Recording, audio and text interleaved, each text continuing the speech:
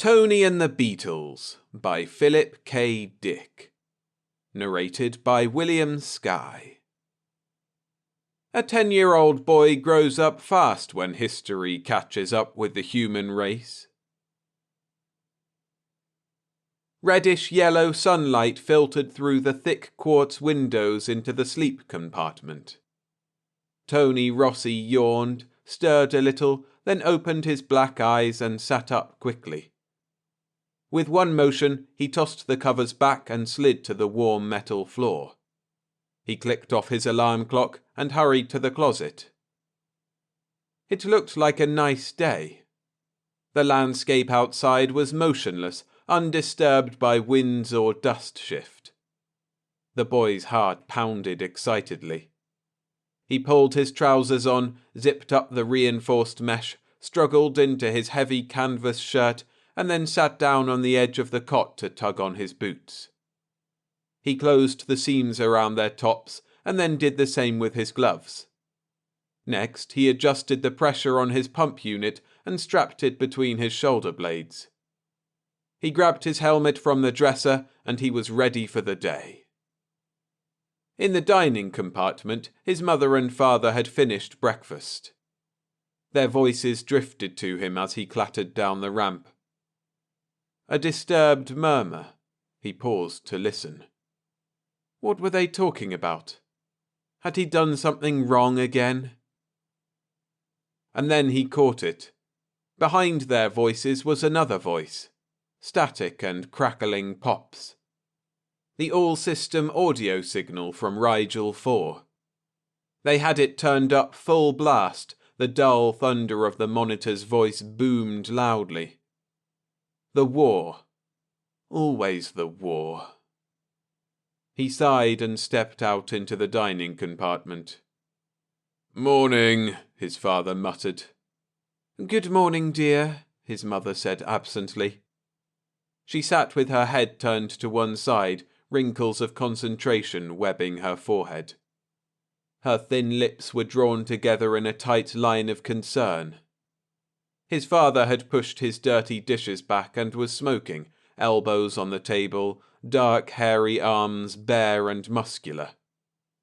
He was scowling, intent on the jumbled roar from the speaker above the sink. "How's it going?" Tony asked. He slid into his chair and reached automatically for the ersatz grapefruit. "Any news from Orion?" Neither of them answered. They didn't hear him. He began to eat his grapefruit. Outside, beyond the little metal and plastic housing unit, sounds of activity grew. Shouts and muffled crashes as rural merchants and their trucks rumbled along the highway toward Carnet. The reddish daylight swelled. Beetlejuice was rising quietly and majestically. "Nice day," Tony said. "No flux wind. I think I'll go down to the N quarter a while. We're building a neat spaceport, a model, of course, but we've been able to get enough materials to lay out strips for—" With a savage snarl, his father reached out and struck. The audio roar immediately died. "I knew it!" He got up and moved angrily away from the table. "I told them it would happen. They shouldn't have moved so soon. Should have built up Class A supplied bases first." "Isn't our main fleet moving in from Bellatrix?" Tony's mother fluttered anxiously. "According to last night's summary, the worst that can happen is Orion 9 and 10 will be dumped." Joseph Rossi laughed harshly. "The hell with last night's summary. They know as well as I do what's happening." "What's happening?" Tony echoed as he pushed aside his grapefruit and began to ladle out dry cereal. "Are we losing the battle?" "Yes." His father's lips twisted. "Earthmen, losing to Beetles. I told them, but they couldn't wait. My God, there's 10 good years left in this system. Why'd they have to push on? Everybody knew Orion would be tough. The whole damn Beetle fleet strung out around there, waiting for us. and we have to barge right in." "But nobody ever thought beetles would fight," Leah Rossi protested mildly. "Everybody thought they'd just fire a few blasts and then—" "They have to fight. Orion's the last jump-off. If they don't fight here, where the hell can they fight?" Rossi swore savagely. "Of course they're fighting. We have all their planets except the inner Orion string. Not that they're worth much, but it's the principle of the thing. If we'd built up strong supply bases, we could have broken up the beetle fleet and really clobbered it." "Don't say beetle," Tony murmured as he finished his cereal. "They're pas udeti, same as here. The word beetle comes from Beetlejuice, an Arabian word we invented ourselves." Joe Rossi's mouth opened and closed. "What are you, a goddamn beetle lover?" "Joe," Leah snapped, "for heaven's sake." Rossi moved toward the door. "If I was 10 years younger, I'd be out there. I'd really show those shiny-shelled insects what the hell they're up against. Them and their junky, beat-up old hulks. Converted freighters." His eyes blazed. "When I think of them shooting down Terran cruisers with our boys in them—" "Orion's their system," Tony murmured. "Their system? When the hell did you get to be an authority on space law? Why, I ought to—" He broke off, choked with rage. "My own kid," he muttered. "One more crack out of you today, and I'll hang one on you you'll feel the rest of the week." Tony pushed his chair back. "I won't be around here today. I'm going into Carnet with my EEP." "Yeah, to play with beetles." Tony said nothing. He was already sliding his helmet in place and snapping the clamps tight. As he pushed through the back door into the lock membrane, he unscrewed his oxygen tap and set the tank filter into action. An automatic response, conditioned by a lifetime spent on a colony planet in an alien system. A faint flux wind caught at him and swept yellow-red dust around his boots. Sunlight glittered from the metal roof of his family's housing unit, one of endless rows of squat boxes set in the sandy slope, protected by the line of ore-refining installations against the horizon. He made an impatient signal, and from the storage shed his EEP came gliding out, catching the sunlight on its chrome trim. "We're going down into Carnet," Tony said, unconsciously slipping into the past dialect. "Hurry up." The EEP took its position behind him, and he started briskly down the slope, over the shifting sand, toward the road. There were quite a few traders out today. It was a good day for the market, only a fourth of the year was fit for travel. Beetlejuice was an erratic and undependable son, not at all like Sol, according to the edutapes fed to Tony 4 hours a day, 6 days a week. He had never seen Sol himself. He reached the noisy road. Pasudeti were everywhere. Whole groups of them with their primitive combustion-driven trucks, battered and filthy, motors grinding protestingly. He waved at the trucks as they pushed past him. After a moment, one slowed down.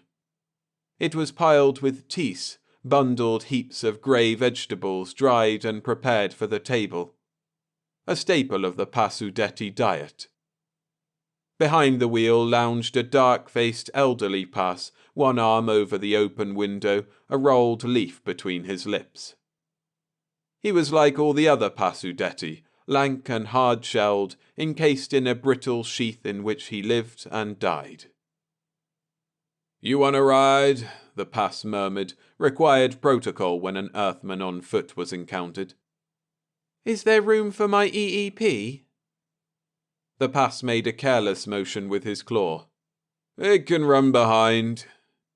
Sardonic amusement touched his ugly old face. "If it gets to Carnet, we'll sell it for scrap. We can use a few condensers and relay tubing. We're short on electronic maintenance stuff. I know, Tony said solemnly as he climbed into the cabin of the truck. It's all been sent to the big repair base at Orion 1. For your war fleet. Amusement vanished from the leathery face. Yes, the war fleet.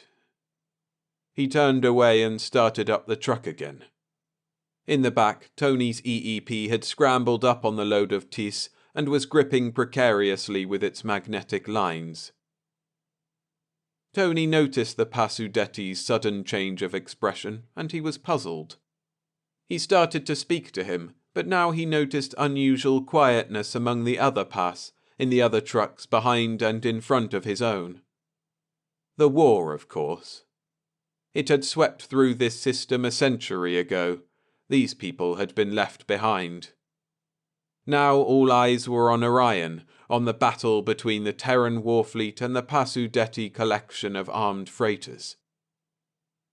Is it true, Tony asked carefully, that you're winning? The elderly Pas grunted. We hear rumors. Tony considered. My father says Terra went ahead too fast. He said we should have consolidated. We didn't assemble adequate supply bases. He used to be an officer when he was younger. He was with the fleet for 2 years. The Pas was silent a moment. It's true, he said at last, that when you're so far from home, supply is a great problem. We, on the other hand, don't have that. We have no distances to cover. Do you know anybody fighting? I have distant relatives. The answer was vague. The Pas obviously didn't want to talk about it. Have you ever seen your war fleet? Not as it exists now. When this system was defeated, most of our units were wiped out. Remnants limped to Orion and joined the Orion fleet. Your relatives were with the remnants? That's right. Then you were alive when this planet was taken? Why do you ask? The old Pas quivered violently. What business is it of yours? Tony leaned out and watched the walls and buildings of Carnet grow ahead of them. Carnet was an old city. It had stood thousands of years. The Pasudetti civilization was stable. It had reached a certain point of technocratic development and then levelled off. The Pas had inter-system ships that had carried people and freight between planets in the days before the Terran Confederation. They had combustion-driven cars, audiophones, a power network of a magnetic type. Their plumbing was satisfactory, and their medicine was highly advanced. They had art forms, emotional and exciting. They had a vague religion. Who do you think will win the battle? Tony asked. I don't know. With a sudden jerk, the old Pas brought the truck to a crashing halt. This is as far as I go. Please get out and take your EEP with you. Tony faltered in surprise. But aren't you going? No farther. Tony pushed the door open.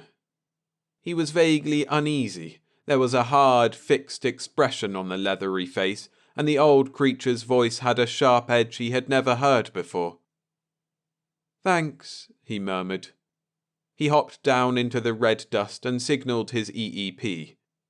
It released its magnetic lines, and instantly the truck started up with a roar, passing on inside the city. Tony watched it go, still dazed. The hot dust lapped at his ankles. He automatically moved his feet and slapped at his trousers. A truck honked, and his EEP quickly moved him from the road up to the level pedestrian ramp. Pasudetti in swarms moved by, endless lines of rural people hurrying into Carnet on their daily business. A massive public bus had stopped by the gate and was letting off passengers. Male and female Pas. And children. They laughed and shouted, The sounds of their voices blended with the low hum of the city. "Going in?" a sharp Passudetti voice sounded close behind him. "Keep moving, you're blocking the ramp."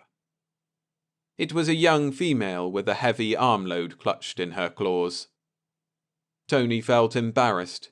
Female Pass had a certain telepathic ability, part of their sexual makeup. It was effective on Earthmen at close range. "Here," she said. "Give me a hand." Tony nodded his head and the EEP accepted the female's heavy armload. "I'm visiting the city," Tony said as they moved with the crowd toward the gates. "I got a ride most of the way, but the driver let me off out here." "You're from the settlement?" "Yes." She eyed him critically. "You've always lived here, haven't you?" "I was born here. My family came here from Earth 4 years before I was born. My father was an officer in the fleet. He earned an emigration priority." "So you've never seen your own planet?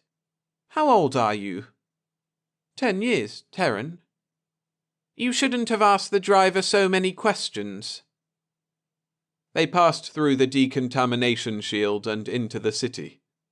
An information square loomed ahead. Pass men and women were packed around it. Moving chutes and transport cars rumbled everywhere. Buildings and ramps and open-air machinery. The city was sealed in a protective dust-proof envelope. Tony unfastened his helmet and clipped it to his belt. The air was stale-smelling, artificial, but usable. "Let me tell you something," the young female said carefully as she strode along the foot-ramp beside Tony. "I wonder if this is a good day for you to come into Carnet. I know you've been coming here regularly to play with your friends, but perhaps today you ought to stay at home in your settlement." "Why?"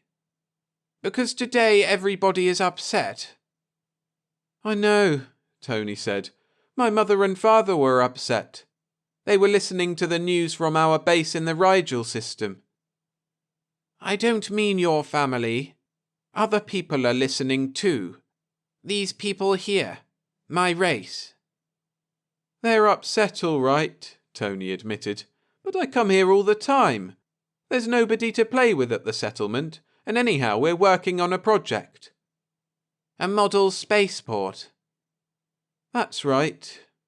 Tony was envious. "I sure wish I was a telepath. It must be fun." The female Passudetti was silent. She was deep in thought. "What would happen," she asked, "if your family left here and returned to Earth?" "That couldn't happen.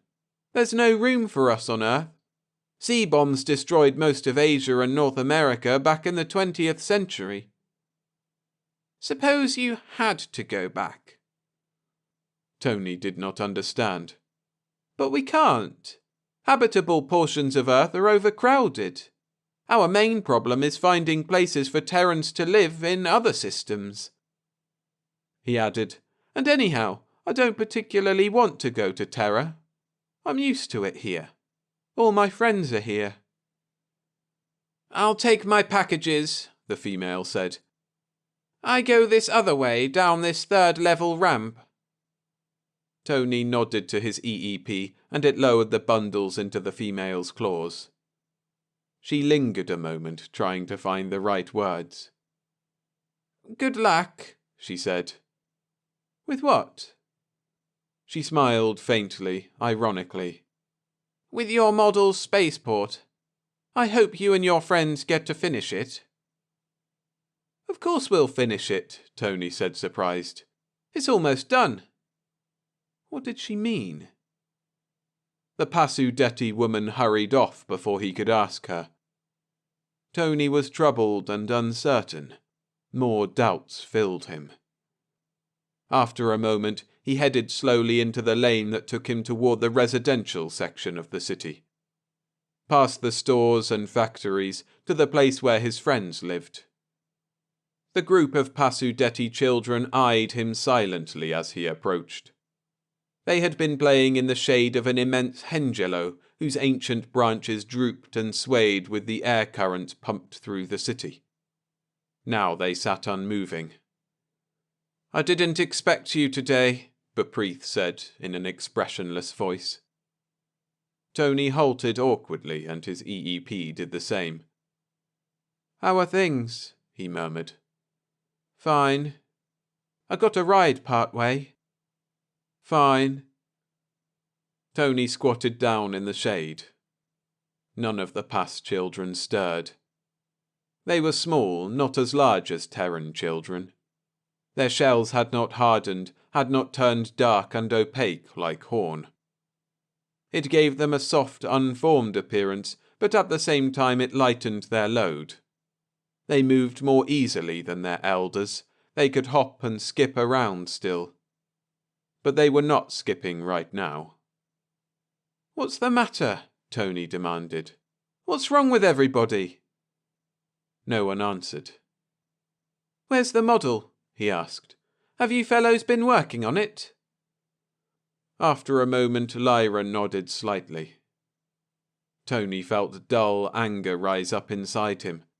"Say something! What's the matter? What are you all mad about?" "Mad?"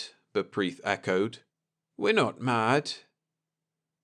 Tony scratched aimlessly in the dust. He knew what it was. The war again. The battle going on near Orion. His anger burst up wildly. "Forget the war. Everything was fine yesterday before the battle." "Sure," Lyra said. "It was fine." Tony caught the edge to his voice. "It happened 100 years ago. It's not my fault." "Sure," Bepreeth said. "This is my home, isn't it? Haven't I got as much right here as anybody else? I was born here." "Sure," Lyra said tonelessly. Tony appealed to them helplessly. "Do you have to act this way?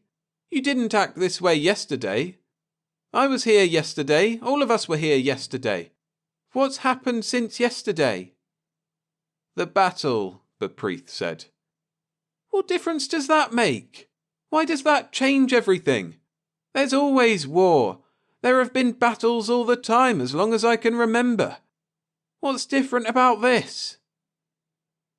Bepreeth broke apart a clump of dirt with his strong claws. After a moment, he tossed it away and got slowly to his feet. "Well," he said thoughtfully, "according to our audio relay, it looks as if our fleet is going to win this time." "Yes," Tony agreed, not understanding. "My father says we didn't build up adequate supply bases. We'll probably have to fall back to—" And then the impact hit him. "You mean, for the first time in 100 years? "Yes," Lyra said, also getting up. The others got up too. They moved away from Tony toward the nearby house. "We're winning. The Terran flank was turned half an hour ago. Your right wing has folded completely." Tony was stunned. "And it matters. It matters to all of you." "Matters?" Bepreeth halted, suddenly blazing out in fury. "Sure it matters. For the first time in a century. The first time in our lives we're beating you. We have you on the run, you—" He choked out the word, almost spat it out. "You white grubs!"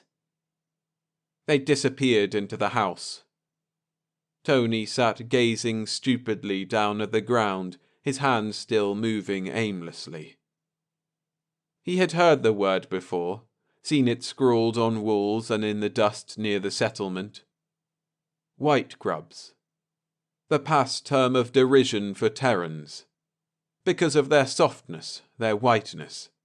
Lack of hard shells. Pulpy, doughy skin. But they had never dared say it out loud before. To an Earthman's face. Beside him, his EEP stirred restlessly. Its intricate radio mechanism sensed the hostile atmosphere.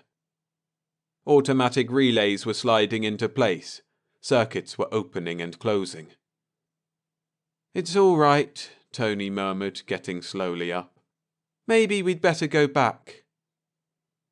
He moved unsteadily toward the ramp, completely shaken. The EEP walked calmly ahead, its metal face blank and confident, feeling nothing, saying nothing. Tony's thoughts were a wild turmoil. He shook his head, but the crazy spinning kept up. He couldn't make his mind slow down, lock in place. "Wait a minute," a voice said. Bepreeth's voice from the open doorway. Cold and withdrawn, almost unfamiliar. "What do you want?" Bepreeth came toward him, claws behind his back in the formal pasudeti posture used between total strangers. "You shouldn't have come here today." "I know," Tony said. Bepreeth got out a bit of tea stalk and began to roll it into a tube. He pretended to concentrate on it. "Look," he said, "you said you have a right here, but you don't." Tony murmured. "Do you understand why not? You said it isn't your fault. I guess not. But it's not my fault either. Maybe it's nobody's fault. I've known you a long time." 5 years, Terran. Bepreeth twisted the stalk up and tossed it away. "Yesterday we played together. We worked on the spaceport. But we can't play today. My family said to tell you not to come here anymore." He hesitated and did not look Tony in the face. "I was going to tell you anyhow, before they said anything." "Oh," Tony said. "Everything that's happened today, the battle, our fleet stand, we didn't know. We didn't dare hope. You see? A century of running. First this system, then the Rigel system, all the planets, then the other Orion stars. We fought here and there, scattered fights. Those that got away joined up. We supplied the base at Orion, you people didn't know. But there was no hope, at least nobody thought there was." He was silent a moment. "Funny," he said. "What happens when your back's to the wall and there isn't any further place to go? Then you have to fight." "If our supply bases," Tony began thickly, but Bepreeth cut him off savagely. "Your supply bases. Don't you understand? We're beating you. Now you'll have to get out. All you white grubs. Out of our system." Tony's EEP moved forward ominously. Bepreeth saw it. He bent down, snatched up a rock, and hurled it straight at the EEP. The rock clanged off the metal hull and bounced harmlessly away. Bepreeth snatched up another rock. Lyra and the others came quickly out of the house. An adult path loomed up behind them. Everything was happening too fast.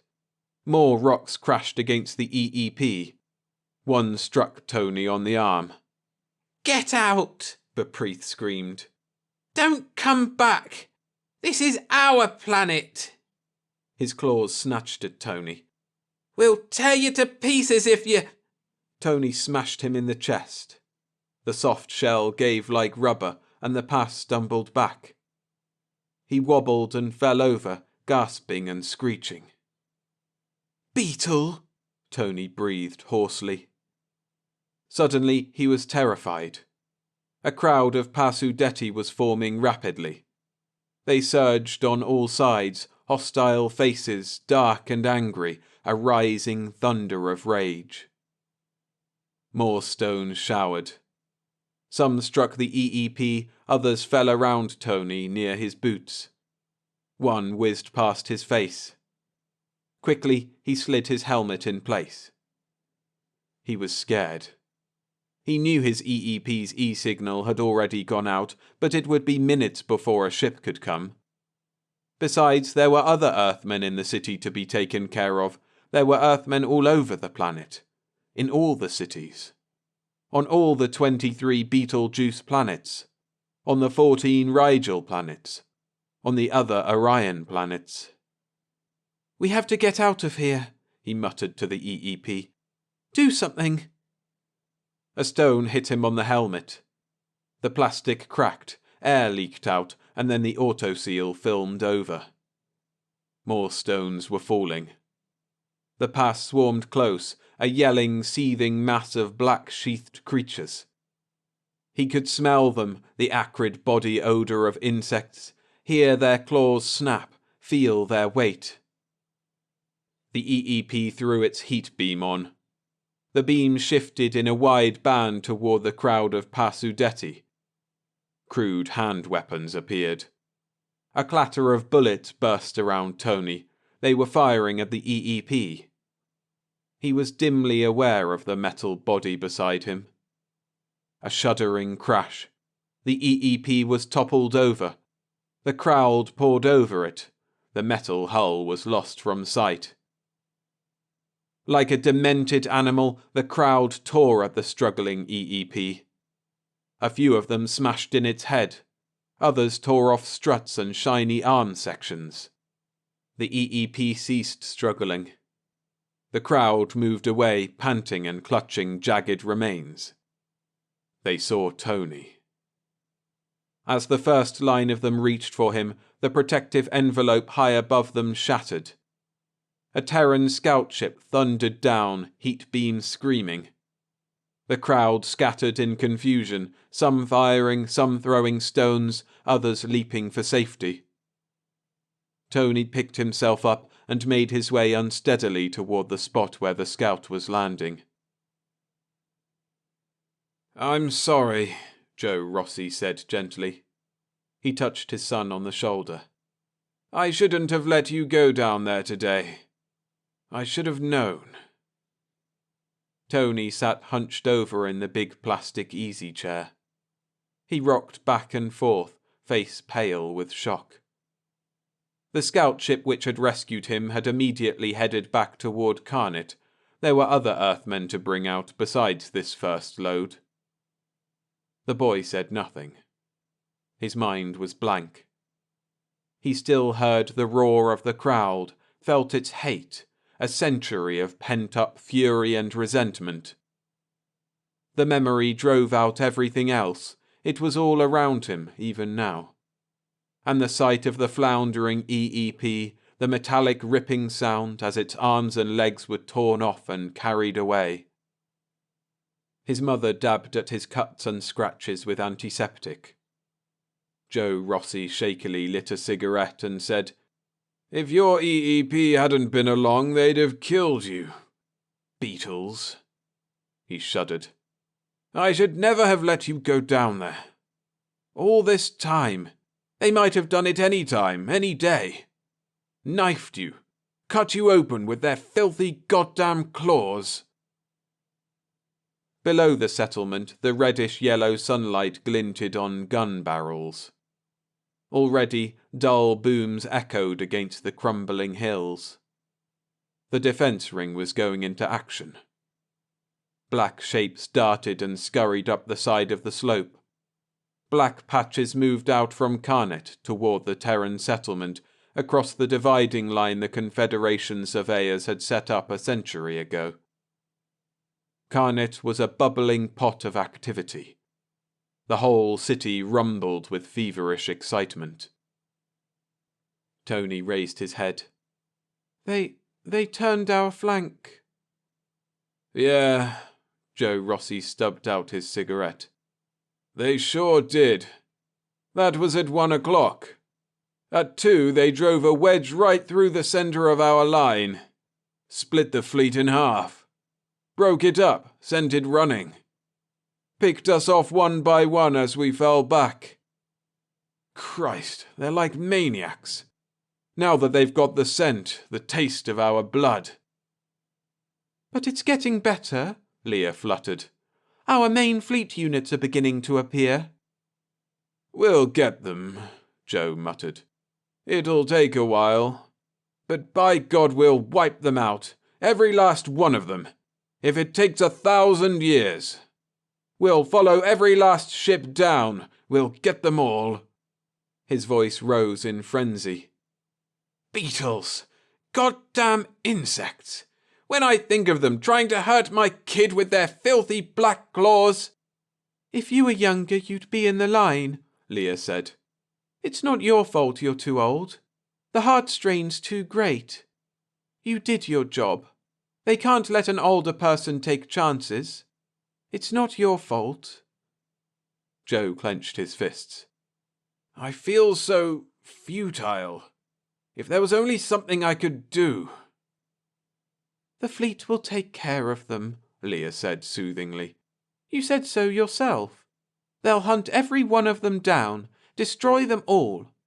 There's nothing to worry about. Joe sagged miserably.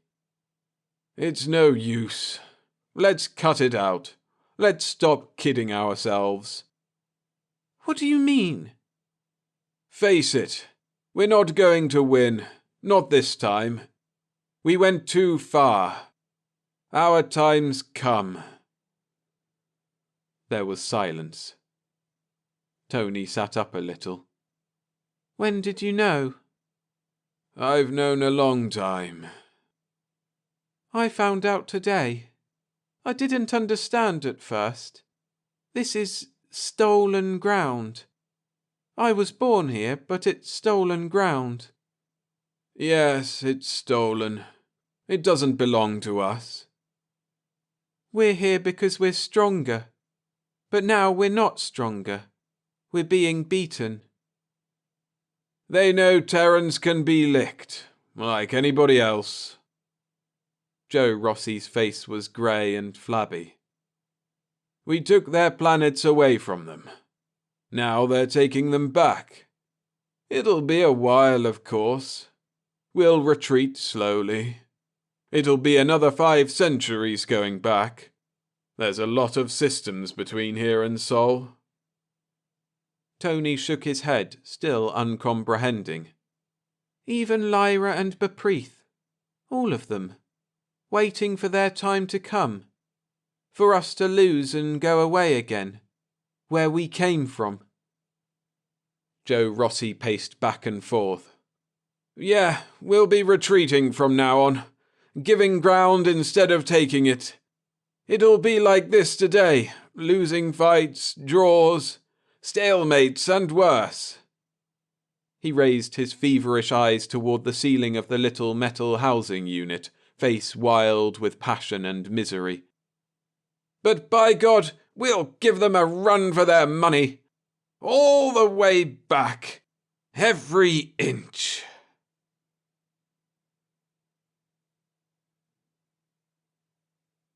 Thanks for listening. If you'd like to listen to all the stories I narrate, you can get them on Substack. I publish 3 free stories a week, 2 sci-fi and 1 another genre, as well as novelettes and full serialized novels for paid subscribers. All in video, audio and podcast form. If you sign up, I'll send you a convenient email every Saturday with the week's stories, or you can watch or listen on the Substack site or app. So if that interests you, go to storiesfromtheskysff.substack.com, link in the description. See you there.